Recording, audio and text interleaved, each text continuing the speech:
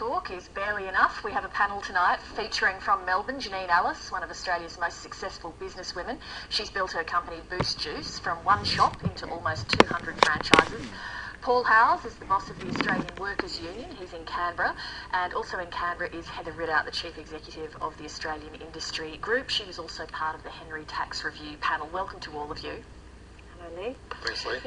Paul Howes, let me start with you. The former Treasury Secretary, Ken Henry, said today that the biggest beneficiaries of a cut in company tax would be workers. Is he right? Well, we haven't always seen that play out in terms of the actual effect of a company tax cut. One of the frustrating things about today's debate was some of the misinformation that was spread by some parts of the business community. For example, there was this view that Australia is overtaxed in terms of its corporations, where the reality is when you build in social welfare payments and payroll tax, Australia is below the OECD average. But more importantly, there's an issue at the moment where you do have large sections of the economy, large sections of the industry that should probably have a cut in their taxation. Manufacturing sector, the retail sector, the tourism sector, those trade exposed sectors, which are doing it very tough at the moment. But I don't actually believe that the mining sector or the financial services sector needs a cut in their tax rate. Heather Ridout, Paul Howes said that he thinks parts of the business community are spreading misinformation, and that was one of the frustrating things of the summit. What do you say to that? Look, I think on any authoritative view, Paul's not right. Compared to economies of our size, we're really very much at the high end, and we do need to come back to the average, which is around 25%. I'm afraid Paul's information isn't as accurate as he might think. But putting that else is the OECD. These OECD figures, Heather. Well, I mean, we can add to that. We could sit here and trade arguments all night, Paul, about that issue. But on any analysis that I've seen, including OECD analysis, we could add other areas like payroll tax onto our company tax rates. Payroll tax is included in those statistics. Well, but whatever, Paul. On any authoritative analysis, AR Group is right on this issue, as was the Henry panel. Heather Ridout, let me also ask you on another point that Paul Howes raised. Do you think that certain sectors of Australian industry should perhaps be treated differently to others? Look, I think for large sections of the Australian economy, the tax system's not working as it should be at the moment. And frankly, if it was just at the moment, if we're in for a cyclical change and things are going to bounce back, that would be a different thing. But the conditions facing big sectors of the economy like manufacturing and tourism aren't going to change on the analysis that's presented to us by Treasury and other authorities. So what we need to see is how we reduce the burden of taxation on these sectors which are at the sharp end of the lopsided economy, the boom side of the gloom side of the boom economy. Janine Ellis, we've heard a lot today from lobbyists and industry groups and academics, but you're somebody who's actually done the hard yards, building up a business from scratch into something very successful. What sort of changes do you think to Australia's tax system would help people in your position? Look, I think the reality is that you just need to look at street sites to see that there's so many for lease signs and there's bloodbath at retail at the moment to know that something needs to be done. Every time something's been introduced by the government, the cost on the business for administrating it and for even the recent Labor thing that's come through, it's just making it harder and harder to make money in the Australian market.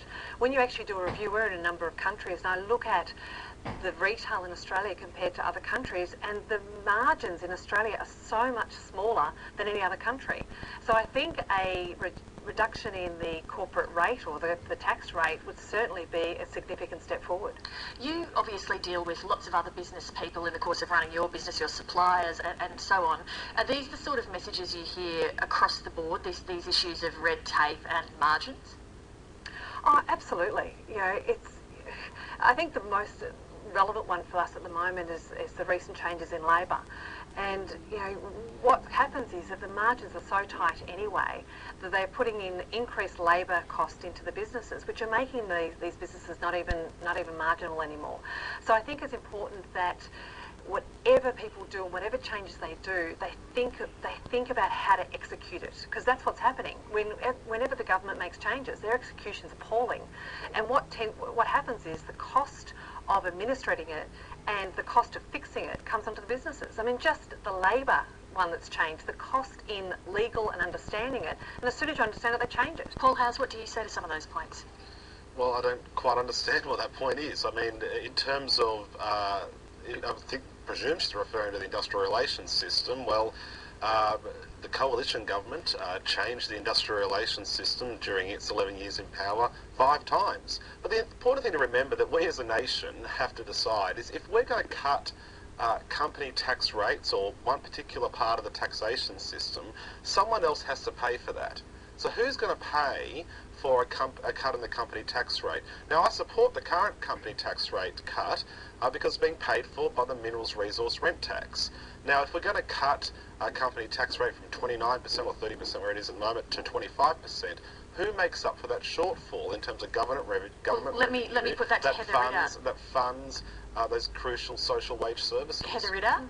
Look, I think in relation to Janine's point, regulation on business has been rising quite strongly. We released a survey last week that over the last 3 years, 70% of our members have seen a rise in regulation, which includes labour regulation, which in Janine's case in the retail industry has been very tough to deal with. Over the next 3 years, 75% of these companies expected to increase again. So the burden of red tape and regulation on Australian business in a high-cost economy like Australia is rising, and everyone needs to get that message. In terms of how reductions in the corporate tax rate are funded, what we're talking about is relieving the cost burden on industries that then can grow, investment can increase in them, grow jobs, and you'll see a virtuous circle, which is called the fiscal dividend, by the way, back into the economy. So the government has to establish priorities. We need to support big employing industries like manufacturing, like retail, like tourism, and somehow or other changing the tax burden is one of those issues. It's not the only one, as we were reminded today, but it's certainly a key part of the levers that can actually help those industries. Janine Ellis, we spoke a bit before about the challenges that face different sectors of the Australian economy, mining and financial services and manufacturing and whatnot. What about when you're looking at small businesses? I presume in tax terms, your requirements were vastly different when you were one store as to when you had hundreds of stores, including overseas. How do you feel that the tax system works as a one-size-fits-all for small business? Oh, well, it doesn't. Industries, back to Paul's point, I suppose industries have very different needs.